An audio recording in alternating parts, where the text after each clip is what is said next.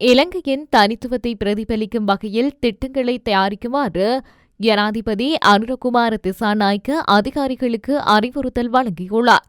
தேசிய பௌதீக திட்டமிடல் திணைக்களத்தின் அதிகாரிகளுடன் நேற்று ஜனாதிபதி அலுவலகத்தில் நடைபெற்ற சந்திப்பிலேயே ஜனாதிபதி அனுரகுமார திசாநாயக்க இதனை தெரிவித்துள்ளார்.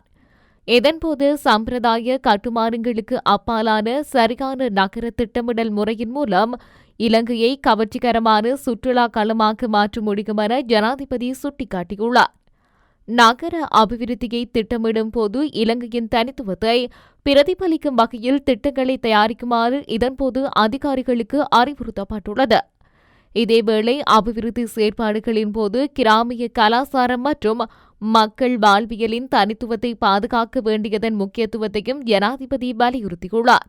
மேலும் நகரங்கள் மாத்திரமின்றி கிராம அபிவிருத்தியை மையப்படுத்தி நாட்டின் பொருளாதாரத்தை மேம்படுத்துவதற்கான அரசாங்கத்தின் வேலைத்திட்டம் தொடர்பில் இங்கு நீண்ட கலந்துரையாடல் இடம்பெற்றுள்ளதாக கூறப்படுகின்றது.